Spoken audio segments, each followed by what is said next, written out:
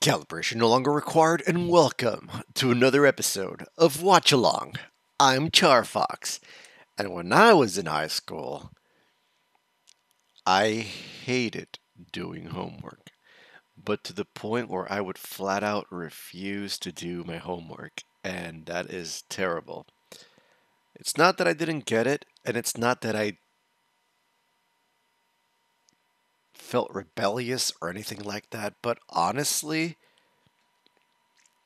I felt like I could be investing my time in much better things.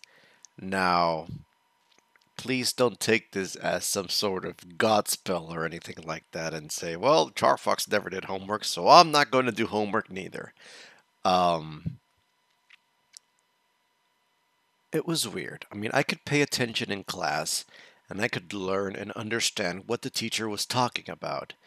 And I would remember it and I would be like, I got it. All right, that makes sense. Okay, got it. All right, I understand that. And we're good.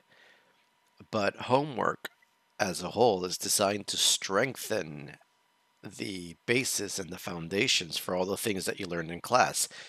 I always felt that it wasn't necessary and I would just flat out not do it. I would sit down with my math and I would be like, okay, do these exercises. Why? I don't want to do this. Oh, I'd rather be doing something else. I would do maybe one or two and just, all right, I'm done. That's it. I'm done with this homework nonsense. And that terribly, terribly affected my grade in high school. Everybody always thought that I was this prodigy, that I was always this intellectual brain that had no rival. And they were, I don't want to say they were right, but they were fairly accurate to that point. However, my grades never showed what I was capable of doing. However, for some reason the teachers here, they like to, when they give you a test and you complete it, they grade it, they give it back to you, and then you have this manila folder where you put all your tests in, and that was the only evidence I had on any subject that I was a fairly smart kid. Um, People would open up my test folder and they'd be like, "Oh, why does this kid have a C in this class? I mean, is he doing bad in tests?" And everything would be perfect, and they're like, "I don't get it. It just doesn't make sense to me. What is going on here?" And the teachers would be like, "Well, it's just he's lazy. He doesn't do anything. He doesn't do his homework. He doesn't. He doesn't. He doesn't even copy in his notebooks." And I'll be like, "I got. I don't know. It's just. I don't feel like it. it's. It's bad. It's bad. Anyway, because of that, my mom, she always. Oh man, I'm having so many flashback memories now. Uh, so Mama Fox. Mama Fox would always set me aside and be like, "Oh, how do you think it makes me feel when all these other kids are getting medals and awards, and me, knowing that I have this brilliant son, he doesn't get to bring home anything?" And I'll be like, "Well, Mom, I guess it's, I don't know what to say. It's the way it is." And it always, I remember, it always really, like, not irritate her, but it made her so frustrated. That's the word. It made her so frustrated.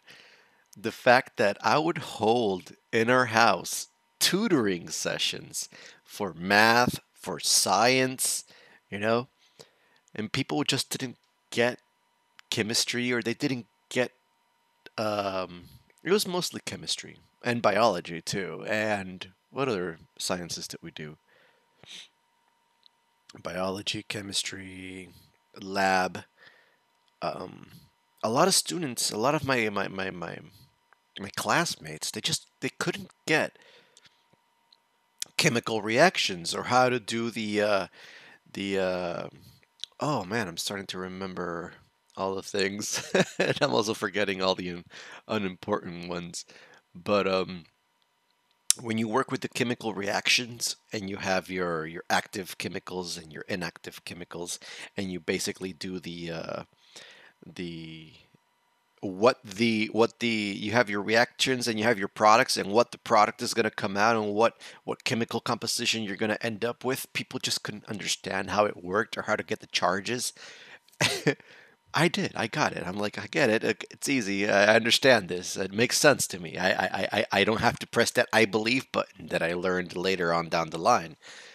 And so I would bring classmates home. My mom would cook lunch for us, a big pot of spaghetti, and then we would just sit down, and we would go to my room, and I would have this board similar to this board that I have here. I don't know if you can see it. Let me just kind of like that, similar to that board right there.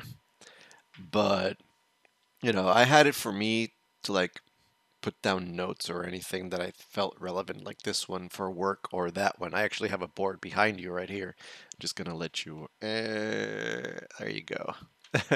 Let me get you a better angle. There you go. I got boards. I like boards. Boards are cool. But I would have this board, and I would just teach them how the chemical and mathematical problems, and be like, okay, this is how you do your algebra, or this is how you do your pre-calculus. You have to find x, or you gotta your trigonometry or whatever it was that we were learning at the time. It was mostly equations, not the quadratic equations. Those were later on, but basically solved by x and other things. But I would be teaching everybody. Everybody would be like, "Oh, why aren't you a teacher? Why don't you teach?" And I'm like, I could, but I don't know. It's just I see myself doing it. I totally can see myself. Heck, I even did it in college. In freaking college, I was doing the exact same thing. People are sitting in their calculus class and they're like, "What the heck is this? I just don't get it." And I'm like, What is there not to get? I mean, I don't get it. I don't get how you don't get it." It makes sense to me. It's clear. And then we would all go to the library, rent out a room, and just it would be Professor CharFox on the board. Okay, guys, here's how this works. All right. You have your derivatives and you have your integrals, and one is opposite for the other, and this is how it works, and this is what it's used for. And people will be like, "Oh, wow, I get it now." And I'll be like, "Cool, there we go. We're on the same page. We got this." But yeah. Anyway, oh, wow, I'm telling you a life story here. It was supposed to be just a detail that I didn't like doing homework because I found it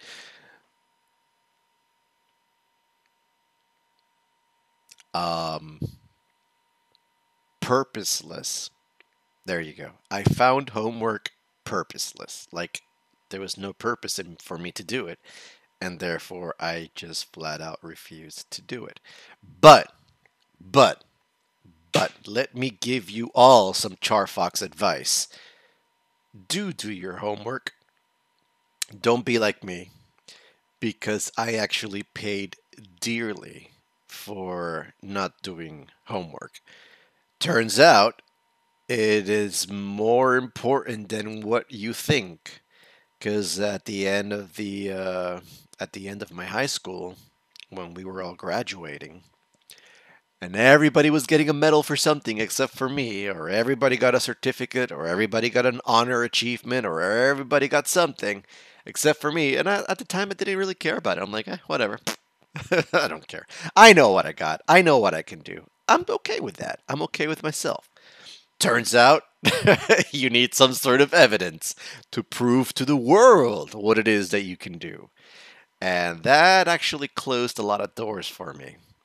Um, it's not bad. I mean, I don't regret it. Would I change things? That's questionable because honestly, if I were to change things, I wonder where I would be. Maybe I wouldn't even be here making these awesome videos. maybe I wouldn't have met my wife or had my son. A lot of things could have changed. And I'm I'm pretty okay where I am right now. I mean, who knows what's on the path not taken. But I don't know. I'm pretty okay. I'm pretty happy with my life right now, and closed doors and everything. But another thing that not doing homework, I think, has affected me in a negative way is that it may have hindered my ability to be responsible for certain things. When it comes, it's weird. How do I explain this? When it comes to depending or not depending, when others depend on me, I never fail. I'm always on time, always there, always precise. I'm good to go, and people depend on me, and they know they can close their eyes, lean back, and I'll be there to catch them. But I guess on a personal level, when it comes to being responsible with myself, it's slightly more lax. Like, I'm okay with postponing things for myself. Like, oh, I should really learn this. Eh, I'll learn it tomorrow. it's it's terrible. It's terrible. That's one thing I dislike about my personality. But I'm working on it. I'm organizing things. I got goals. I got things set up. So I'm taking charge of these personal. I'll do it later on scenarios. But yeah, that was a very long detail about CharFox for this video. So let's leave it at that. Sorry for the ramble, but here we go. Alrighty, so next up, ladies and gentlemen, boys and girls, we have, let me open up this list of episode lists. Da, da, da, da. Alrighty, so we did Menagerie, we did Tipping Point, right? Yes, and oh, we got a World of Remnant. It's called the Schnee Dust Company. Ooh. Hmm. Hmm. Hmm. Origin story. I like it. I like it. All right. Okay. Let me fix the camera really quick. We are going, well, I'm going to go this way, and the camera is going to go that way. So, I don't know. I don't know what's the best way for me to.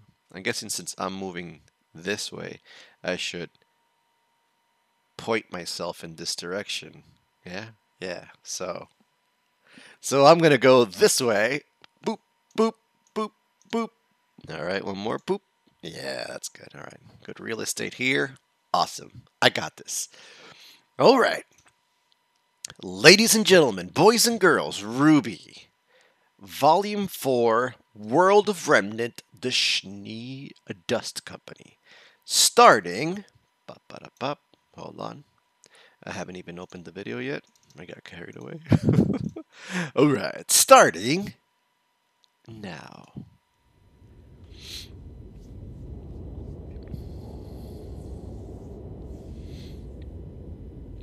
The Schnee Dust Company. Tell me all about it. All right, what was I supposed to talk about next? Oh. Oh, boy. Yeah, okay. I've got a few words to say about this one. The Schnee Dust Company. Bunch of self-entitled, monopolizing SNOBs who only care about making a profit, no matter how many little people they gotta step on to make it happen. But that's just my opinion. As you all know, survival in the world of Remnant depends almost entirely on a crystallized substance known as dust. It powers our cities, fuels our machines, and gives us a fighting chance against the creatures of Grimm. Which means it's extremely valuable. Nowadays, it's almost impossible to buy dust products without the Schnee Company snowflake stamped on the box. didn't always used to be that way. Nicholas Schnee was the son of a dust miner turned soldier. Born just after the Great War, he found himself at the perfect point in history to take full advantage of the world's next industrial revolution. The Kingdom of Mantle, soon to be Atlas, was in a transformative period. They'd found themselves on the forefront of technology, but realized they depleted nearly all of their natural resources to do so. That's where old Nick came in. Rather than watch his kingdom become dependent on the aid of others, young Nicholas Schnee decided to spend his days at combat school, his nights working alongside his father in the dwindling Mantle mines, and any time in between learning everything he could about anything he didn't know. The kid had a fire in his belly. When his father died, he left his son everything he had. It wasn't much, but it was enough for Nick to set his plan into action. He left school, rallied all the men he could afford, and set out on an expedition to find a dust deposit that could revitalize his kingdom. And wouldn't you know, he actually pulled it off. Fast forward just a few years, and the name Schnee suddenly meant something. Quality, affordability, trust. See, all those years spent in combat school were so that Nick could personally oversee every new expedition. People appreciate a man who's willing to stick his neck out for them. And it's how the Schnee Dust Company earned the business of every kingdom and remnant. Unfortunately, it's also what led to an early retirement. Nick had started a family that missed him, and his body was tired. Years of working in dust mines can have some nasty side effects on your health. And so enters Jacques Joulet. Having married into the family, Jacques decided to take the Schnee name over his own. He was a lot of words I shouldn't repeat, but most importantly, he was a cunning businessman. Jacques managed to convince Nicholas that he was the perfect man to run the SDC in his place. And from a certain point of view, he was right. Under Jacques' leadership, the Schnee Dust Company has become more profitable than ever, completely dominating the industry, but at the cost of the company's soul. Cheap labor, dangerous working conditions, doing whatever it takes to destroy the competition. Jacques Schnee doesn't care about people. He cares about winning. That, and making sure he's got the best damn PR team in the world. The Schnee name still means something today, but as for what it'll mean tomorrow, well, your guess is as good as mine. Oh, no, no. Oh, man.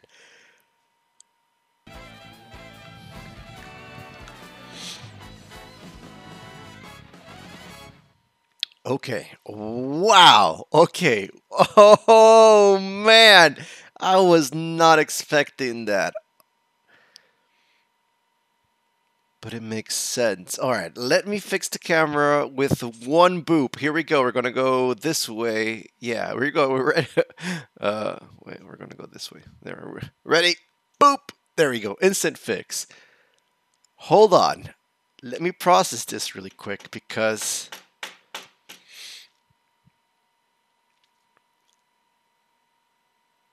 that's nuts.